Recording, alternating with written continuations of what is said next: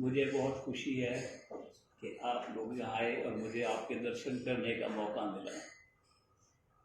आप सब उसी भगवान को याद कर रहे हो, उसी सचखंड की तरफ जा रहे हो जहाँ मैं जा रहा हूँ। इसलिए हम एक ही रास्ते पे चल रहे हैं, एक ही मार्ग पे चल रहे हैं। इस मार्ग पे चलने के लिए अंदर से इच्छा होनी चाहिए, एक खींच पड़नी चाहिए कि हम यहाँ इस दुनिया से दुखी हो गए हैं।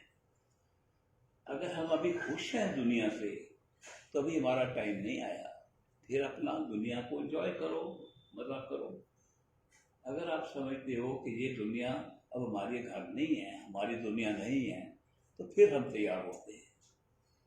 जब वो खींच पड़ती है और अंदर से पड़ती है कि हमने अपने घर जाना है, जो हमारा असल घर है, सचलोक में जाना, सचखंड में जाना है। सचखंड का मतलब ही है सच्चा खंड, अपना घर। अगर हमारे में वो खींच पड़ती है तो खुद ब खुद हमारी जिंदगी में एक ऐसे पुरुष आ जाते हैं जिनको हम संत महात्मा कहते हैं, जिनको हम कामरे मुर्शिद कहते हैं, कई नाम देते हैं, लेकिन उनको अंग्रेजी में हम परफेक्ट लिविंग मास्टर भी कह देते हैं। वो कौन होते हैं जो इंसान बन के हमारे सामने आ जाते हैं जब हमारी इच्छा होती है अपने घर जाने के लिए? वो कौन है? वो हमारी तरह एक इंसान है।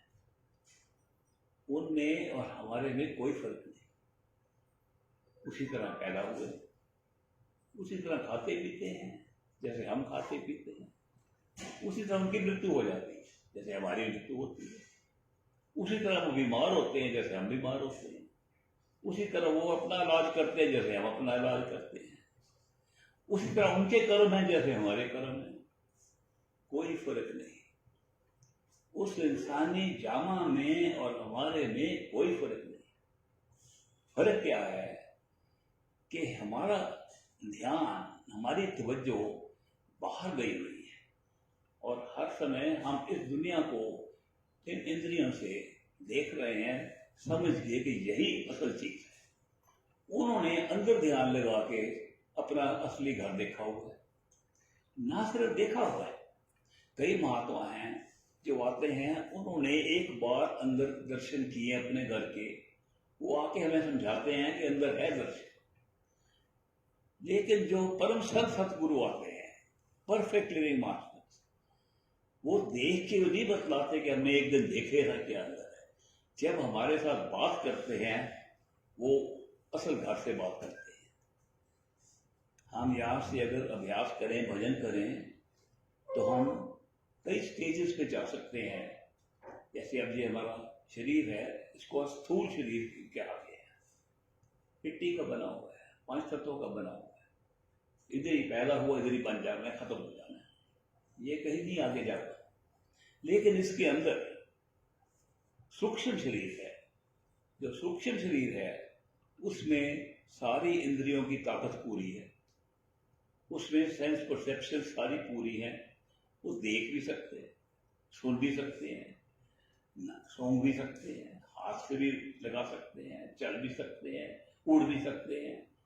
वो जो सूक्ष्म शरीर है हमारा, उसमें सब कुछ है जो हम अपने आप को अब देख रहे हैं।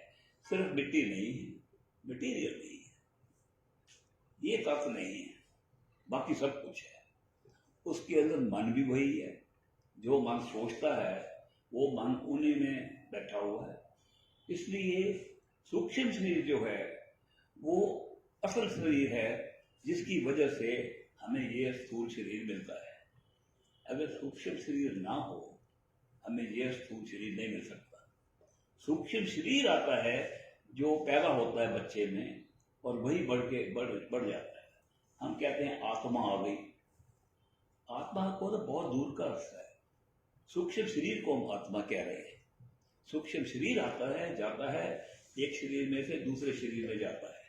इसलिए जो आत्मा का शरीर, आत्मा का असल रूप है, वो सूक्ष्म शरीर में अंदर है, जैसे इस शरीर के अंदर है।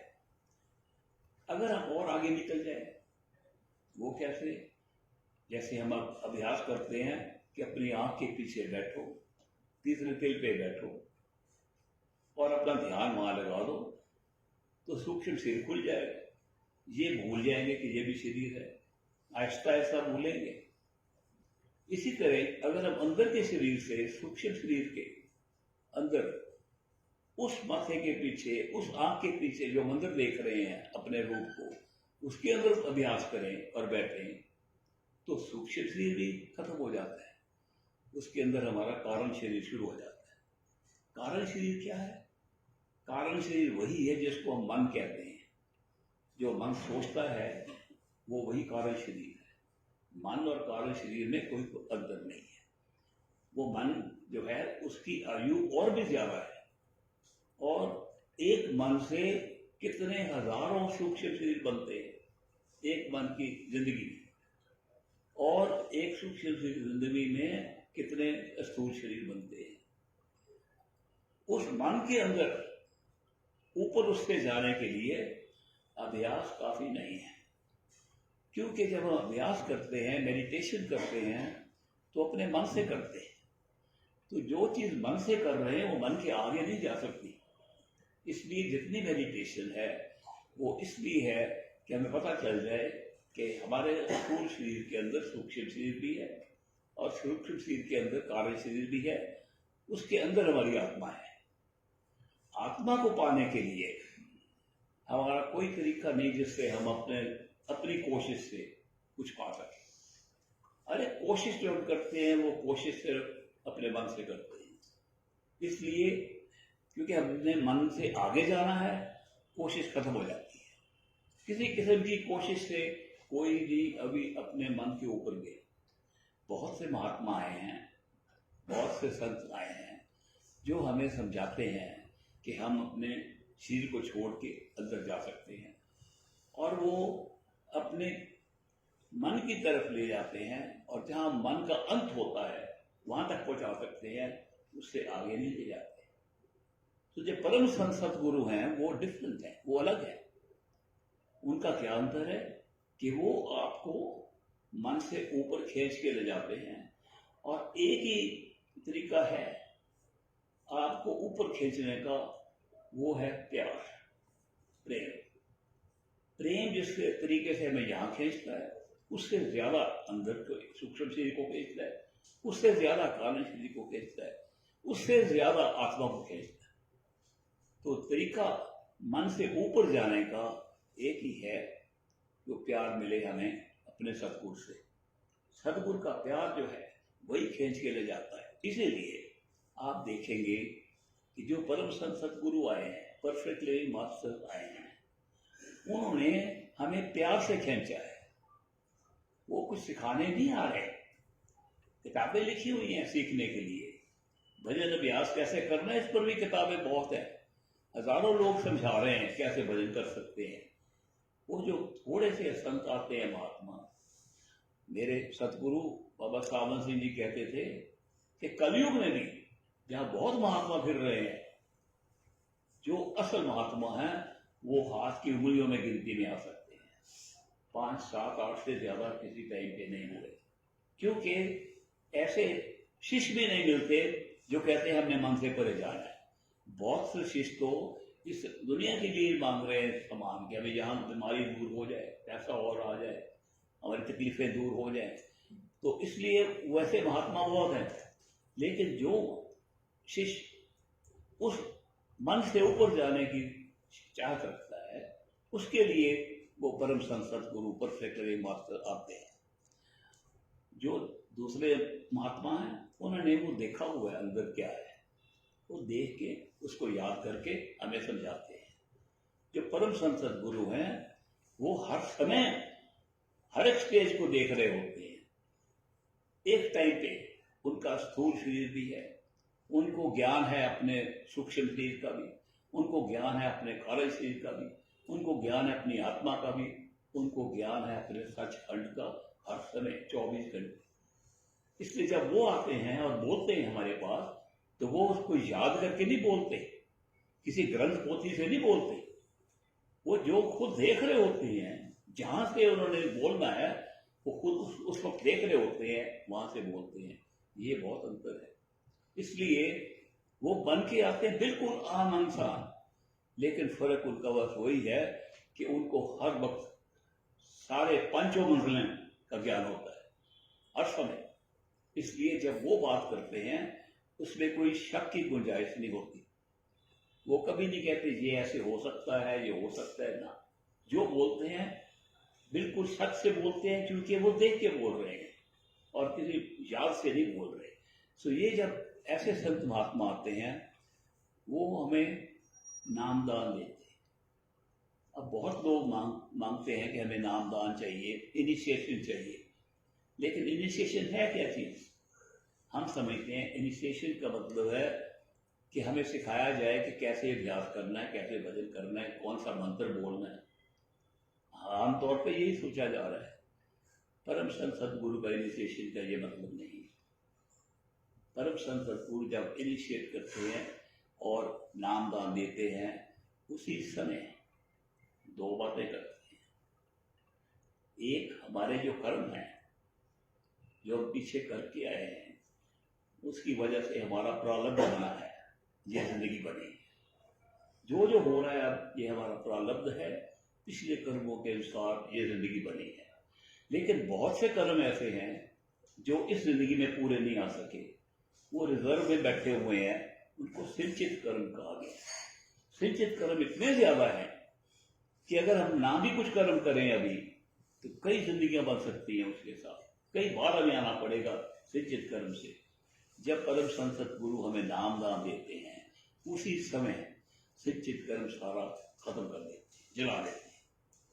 उससे इतना फर्क पड़ता है कि जो पिछला बोझ है कर्मों का, उसका बोझ कम हो जाता है और सिर्फ वो कर्म रह जाते हैं जो अब हम कर रहे हैं इस जिंदगी में।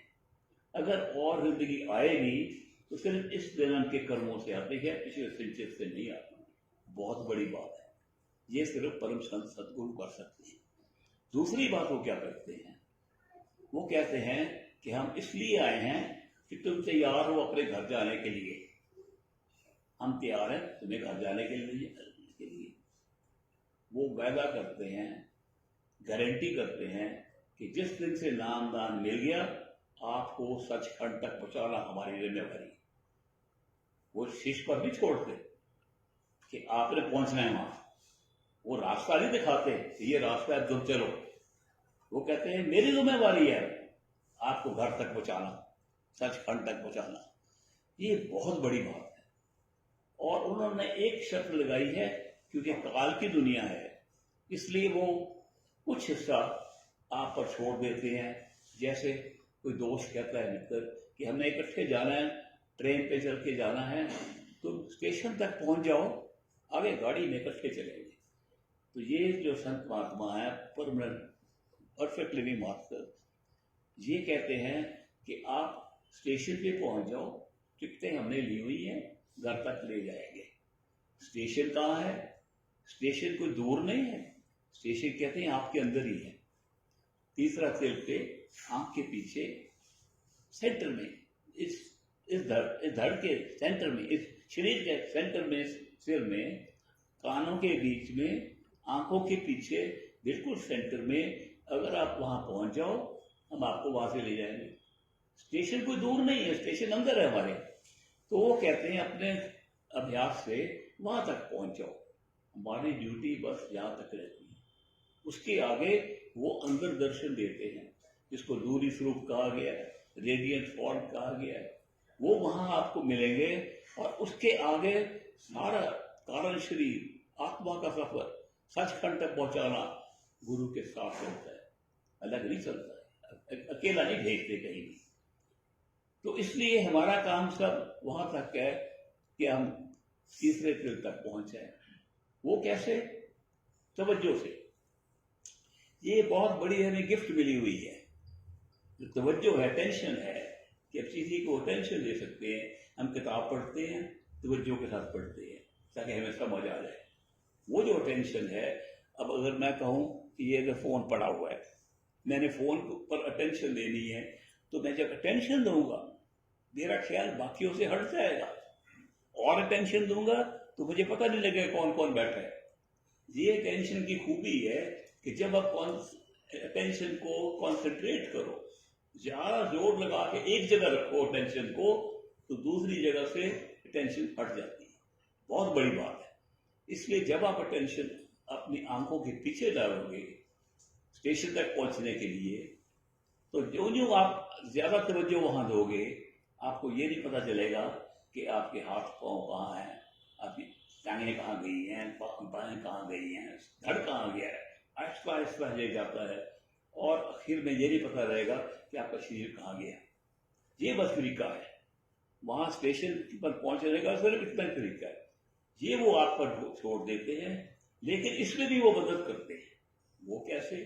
जब नामदान देते हैं तो आपके अंदर बैठ जाते हैं उसी वक्त, और अंदर से आपको खींचना शुरू कर देते हैं।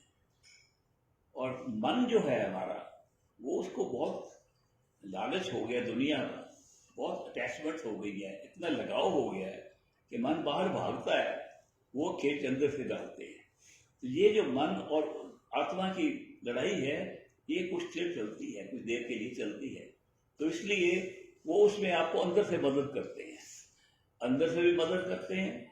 अगर भजन अभ्यास करो, उनको याद करके, प्रेम और भक्ति से याद करके, मैकेनिकली नहीं, प्रेम और भक्ति से याद करके आप वहां पहुंचो, आगे वो सारी जिम्मेवारी ले लेती है।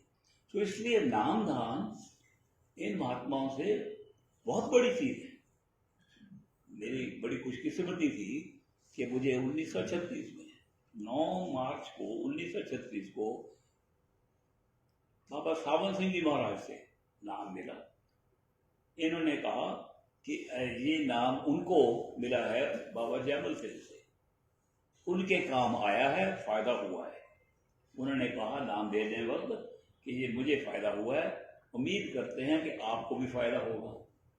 उन्होंने ये भी कह दिया कि अगर आपको फायदा ना हो और कोई आपको बढ़िया चीज मिल जाए तो ले लो। ये रुकावट नहीं डाली कि बस मैंने दे दिया नाम, अब कहीं नहीं जा सकते। उन्होंने कहा मैंने नाम जो दिया है मुझे भी ऐसा ही मिला था, और आप इसकी प्रैक्टिस करो, अगर आपको फायदा हो बड़ा अच्छा है, और अगर ना हो और उससे बढ़िया चीज मिले वो ले लो। और उन्होंने आगे कहा कि अगर कोई बढ़िया चीज आपको मिल जाए तो एक मेहरबानी करना कि मुझे आके भी बतलाना। ये बाबा सावन सिंह जी के वचन है, मुझे बतलाना, मैं भी ले लूंगा। ये बात मेरे दिल में इतनी लगी कि वो इतना ओपन है, ये भी कह रहे हमने आपको पकड़ लिया, अब कहाँ नहीं जा सकते, कहा जहां मर्जी जाओ। उन्होंने जब ये कहा तो मैंने कोशिश की कि जो उन्होंने नाम दान दिया है उससे बढ़िया कोई ढूंढूं। इसलिए मैंने बहुत योगियों स्वामियों के पास जाना शुरू कर दिया कि कोई जो को बढ़िया चीज देंगे।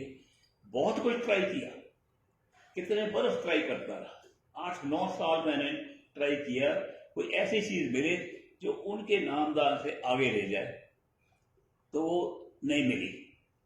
फिर उनकी शरण में पूरे आ गए कि वो आगे मुझे नहीं मिला, अब आप मेरी हेल्प करो कि जो आपने नामदान दिया उसकी प्रैक्टिस अच्छी चल जाए। लेकिन मैंने ये अभी तक आज तक ये ओपन रखा है, अगर आज भी मुझे कोई रास्ता ऐसा मिल जाए जो उनके नामदान से ऊपर है, मैं आज भी ले लूंगा उन्हीं के हुक्म से। लेकिन आज तक नहीं मिला। अगले महीने मेरी उम्र 93 साल 93 हो जानी है, काफी टाइम लगा दिया ढूंढने में, लेकिन उससे बढ़िया नहीं मिला। इसलिए मैं कहता हूं कि जिनको ऐसे सतगुरु से नाम मिल जाए उससे बढ़िया कोई दुनिया में चीज नहीं, कोई बड़ी गिफ्ट से ज्यादा बड़ी नहीं। मैंने आपको इसलिए बुलाया कि आपसे बातें कर सकें, 2-3 मिनट के लिए इंटरव्यूज के लिए बुलाया, और ये अच्छा हुआ कि ये टाइम मिल गया। ये 4-5 दिन मिल गए यहाँ दिल्ली में। ये मेरा प्रोग्राम चाइना का था, वो चाइना का प्रोग्राम कैंसिल हुआ, पोस्टपोन हुआ, तो ये दिन यहाँ मिल गए। बड़ी खुशी है कि आप आए, और अब हम इंटरव्यू शुरू करते हैं। सुबह भी सेशन किया था, पिछले 4 दिन से कर रहे हैं, और ये लास्ट डे है, और इसलिए अब मैं इंटरव्यू शुरू करता हूँ। मेरी एक अर्ज है आपसे कि लोग बहुत हैं और 2-2 मिनट टाइम मिलेगा, इसलिए जो सबसे बड़ा इंपॉर्टेंट क्वेश्चन है आपका वो पूछ लें। ज़्यादा वक्त नहीं मिलना, इसलिए जो सबसे ज़्यादा इम्पोर्टेंट आपने समझते सवाल है, क्वेश्चन है, वो पूछ लेना। मैं पूरी कोशिश करूँगा कि आपको उसका उत्तर दें। अगर मेरे पास उत्तर नहीं होगा तो अपने सदगुरु से पूछ के दे दूँगा, उनके पास उत्तर सारे हैं। बहुत बहुत धन्यवाद।